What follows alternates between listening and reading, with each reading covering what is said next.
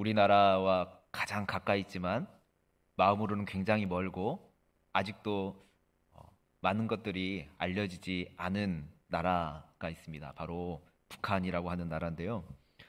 북한을 연구하는 그런 사람들이 북한에 대해서 이렇게 기록한 책자를 본 적이 있는데 북한이라고 하는 나라의 크고 아주 작은 어, 경제 특구로 이제 지정된 곳이 27군데나 있다라고 합니다.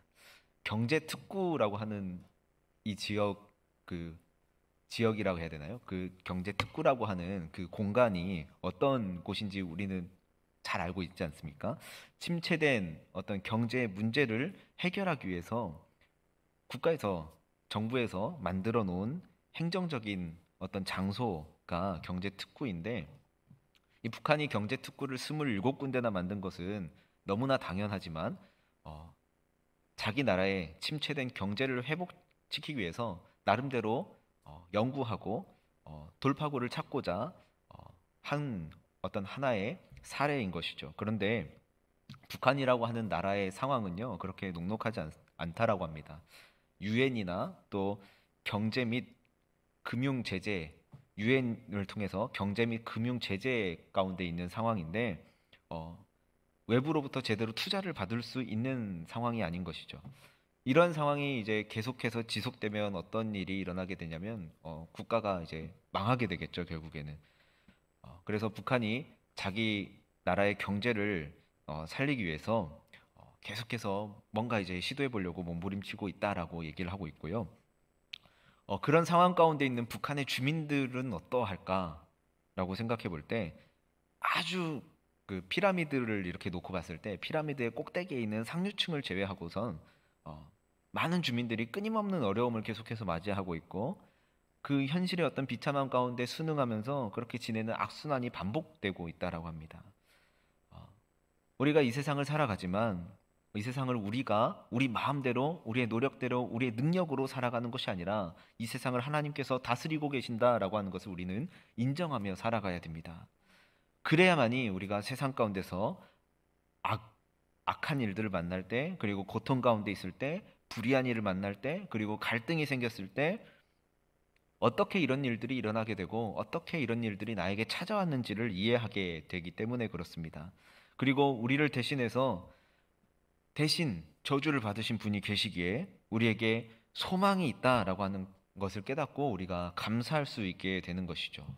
오늘 본문 말씀은요, 율법의 행위로는 그 어떤 사람도 결코 의롭게 될 수 없기 때문에 하나님께서 말씀하신 대로 율법대로 온전히 살지 못하는 자는 저주 아래에 있게 된다라는 것을요, 우리 가운데 가르쳐 주고 있습니다.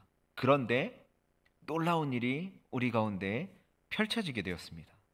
하나님께서 그 저주에서 벗어날 수 있는 길을요, 우리에게 그냥 말로 알려주신 게 아니라 마치 눈앞에 영화의 필름이 하나 지나가는 것처럼 그렇게 우리에게 직접 보여주신 것입니다. 아들인 예수 그리스도를 이 땅 가운데 보내주셔서 십자가를 지게 하시고 우리가 받아야 할 저주를 그 아들인 예수 그리스도를 통해서 대신 받게 하신 겁니다.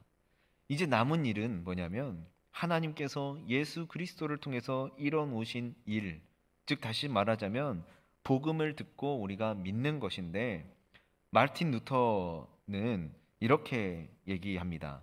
율법의 행위에 대해 의롭다 하심을 받고자 하는 것은 믿음의 의를 부인하는 짓이다. 율법의 의는 사실상 우상 숭배와 하나님에 대한 모독에 불과하다라고 말하였습니다. 믿음 없이 사는 사람, 이 사람들은 참으로 안타깝게도요, 여전히 저주 아래에 있는 자다라고 전해주고 있습니다. 우리가 세상의 관점에서 봤을 때, 그리고 우리의 어떤 인간적인 짧은 그런 생각을 가지고 판단했을 때, 아무리 누가 보기에 좋아 보이는 삶을 살더라도 내 옆에 있는 사람, 그리고 인간으로서 그 어떤 누구도요, 죽음이라고 하는 것은요, 피할 수가 없습니다. 그렇기에 나를 대신해서 저주를 받으신 예수 그리스도에게 우리의 삶을 맡겨야 되는 것이 너무나 당연한 것이고, 믿음으로 살아가는 사람, 그 사람은 복된 삶을 살아가는 것이다 라고 오늘 우리에게 말씀을 통해서 전해주고 있는 것입니다. 우리가 예수 그리스도를 향한 믿음으로 복된 어떤 삶의 길을 걸음을 내딛기 위해서 필요한 일들이 있는데 갈라디아서 3장 10절부터 12절 말씀을 함께 합독하겠습니다. 갈라디아서 3장 10절부터 12절 말씀입니다. 무릇 율법 행위에 속한 자들은 저주 아래에 있나니 기록된 바 누구든지 율법 책에 기록된 대로 모든 일을 항상 행하지 아니하는 자는 저주 아래에 있는 자라 하였습니다. 또 하나님 앞에서 아무도 율법으로 말미암아 의롭게 되지 못할 것이 분명하니 이는 의인은 믿음으로 살리라 하였습니다. 율법은 믿음에서 난 것이 아니니 율법을 행하는 자는 그 가운데서 살리라 하였느니라. 아멘. 자, 이 말씀을 가만히 묵상하면서요.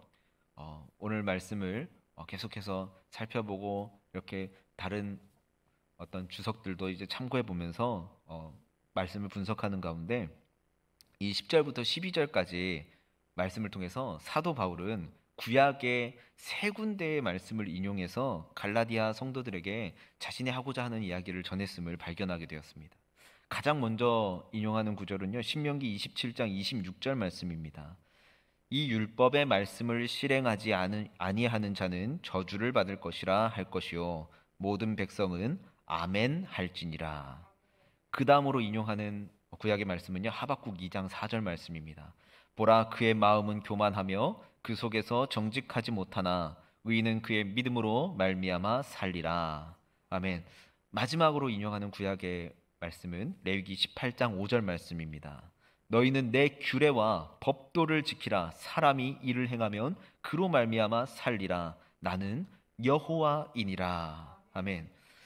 신약 성경에서 사도 바울이 기록한 여러 편지들이 있습니다. 그런데 사도 바울이 기록한 편지들에는요, 율법과 동일한 뜻을 지닌 단어들이요 139번 사용되었다라고 신약의 학자들이 얘기합니다.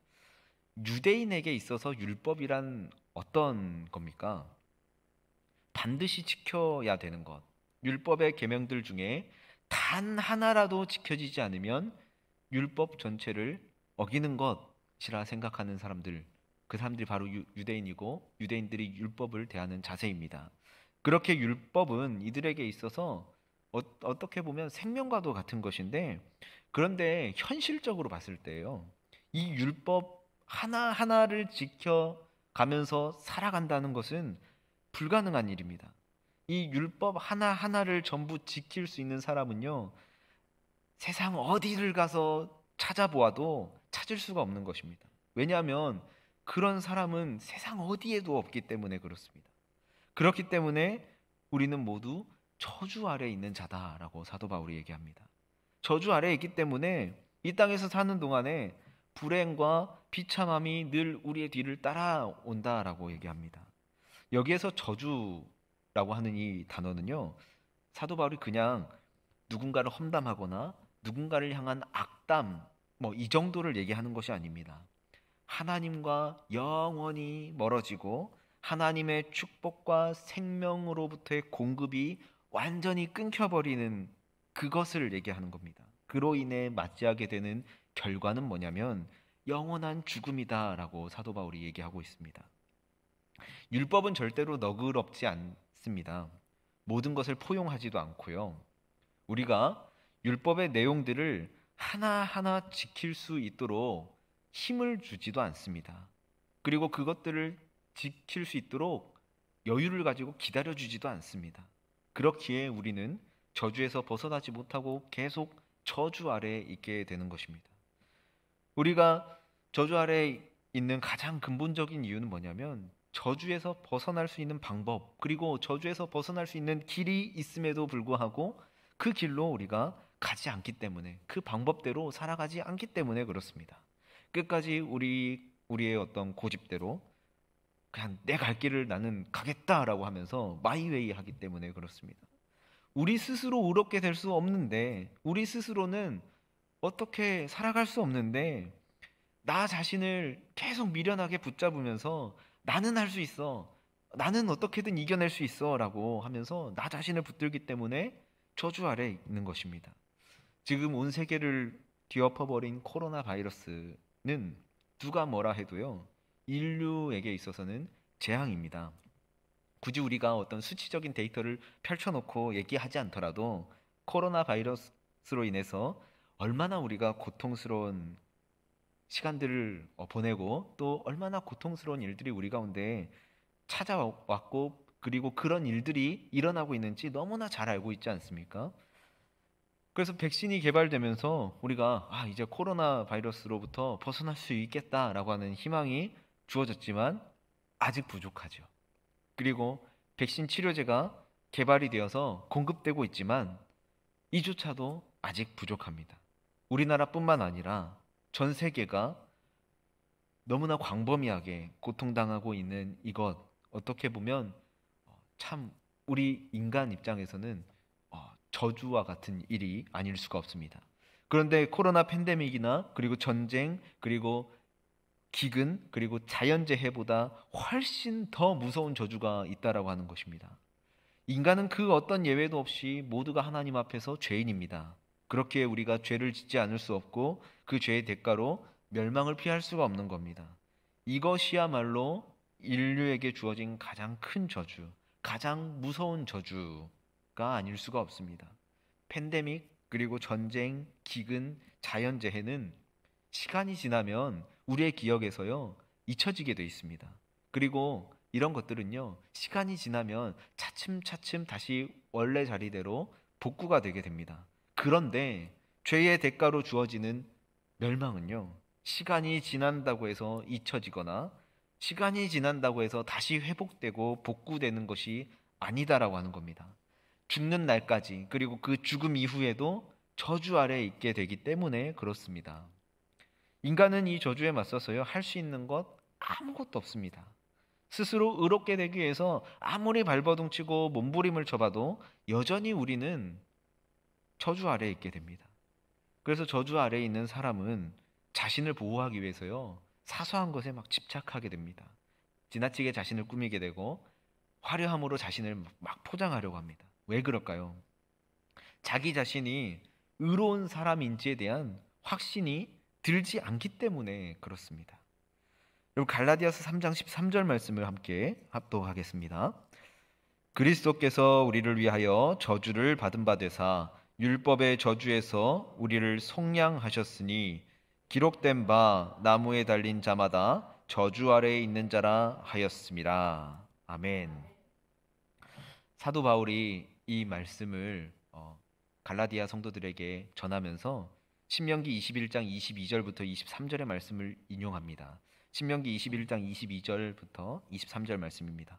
사람이 만일 죽을 죄를 범함으로 내가 그를 죽여 나무 위에 달거든 그 시체를 나무 위에 밤새도록 두지 말고 그날에 장사하여 내 하나님 여호와께서 내게 기업으로 주시는 땅을 더럽히지 말라. 나무에 달린 자는 하나님께 저주를 받았음이니라. 아멘.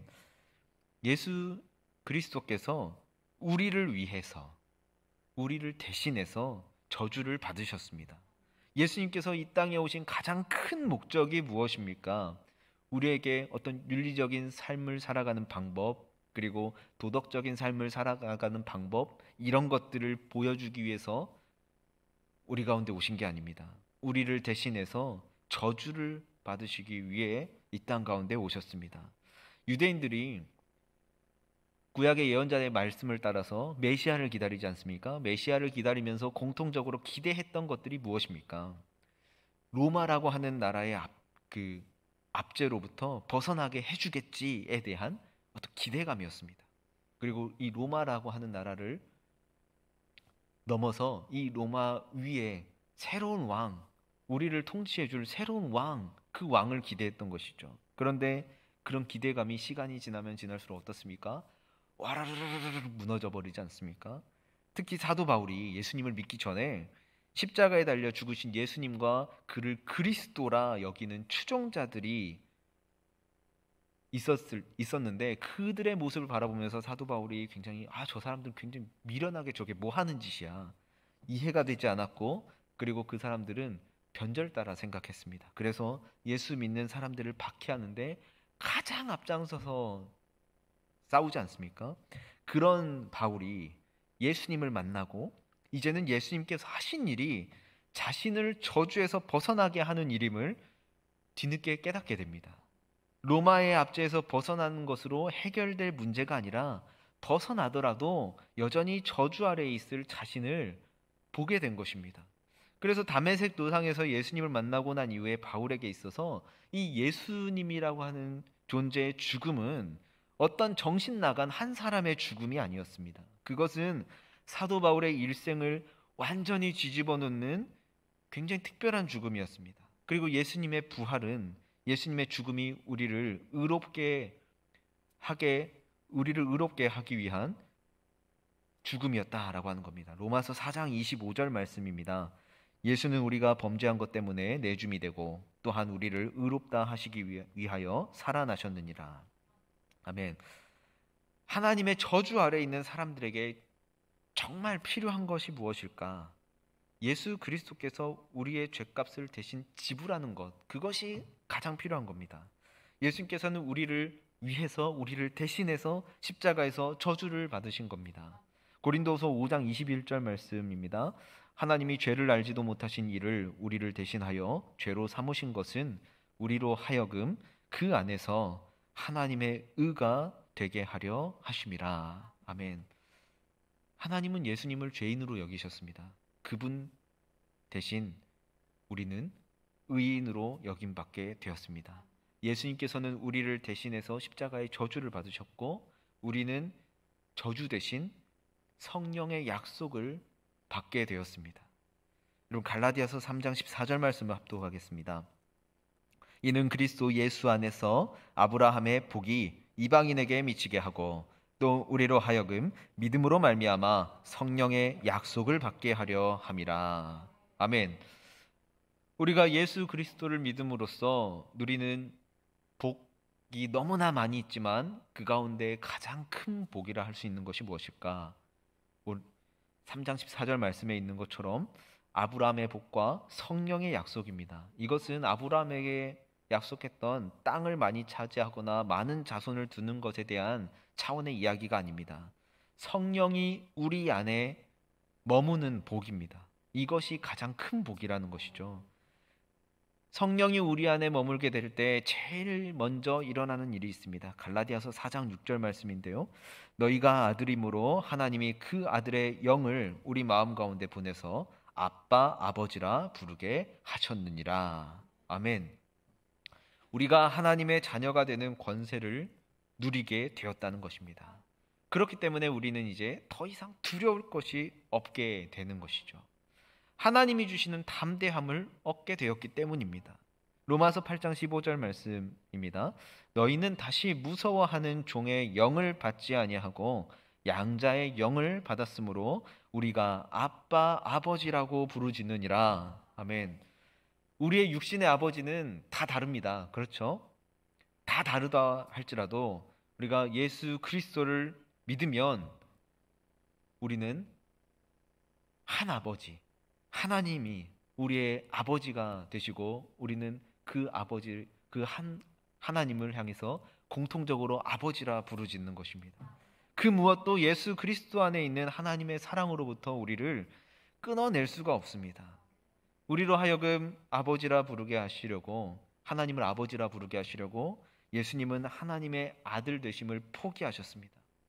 예수님께서는 십자가에 달려 계신 중에 이렇게 부르짖습니다.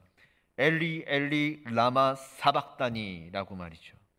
무슨 뜻인가요? 나의 하나님 어찌하여 나를 버리셨나이까? 라고 예수님께서 정말 부르짖지 않습니까?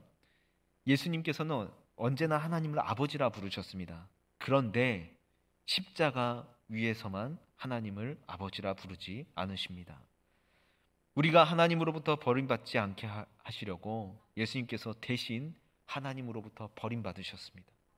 하나님의 아들이셨던 예수 그리스도께서 버림받으셨고 죄의 종노릇하며 저주 아래 있던 우리가 하나님의 자녀가 되는 은혜를 누리게 되었습니다. 누구 때문에요? 하나님 때문에, 예수님 때문에요. 사랑하는 초대교회 성도님들, 어떠십니까? 이 정도면 우리를 위해서 십자가에 달리신 예수님 믿고 우리의 삶의 주인으로 선택할 만하지 않으십니까? 우리를 대신해서 죽었다가 살아나신 예수님께서 지금 우리를 두 팔 벌리시고 어서 나에게로 와라. 내가 너를 기다리고 있다. 나에게 안겨라. 라고 기다리고 계십니다. 우리 예수님께 나아갑시다. 우리는 복음 앞에서 많은 것을 빚진 채무자들입니다. 그러나 하나님의 은혜로 우리는 세상 가운데 하나님을 아버지라 부르며 또 하나님 앞에 하나님의 자녀가 되는 은혜를 누리게 된 성도입니다. 이런 사실을 기억하면서 한 주간도 하나님의 손에 붙들리어서 하나님의 은혜 가운데 살아나가는 저와 여러분 되기를 주님의 이름으로 간절히 축복합니다. 함께 기도하시겠습니다.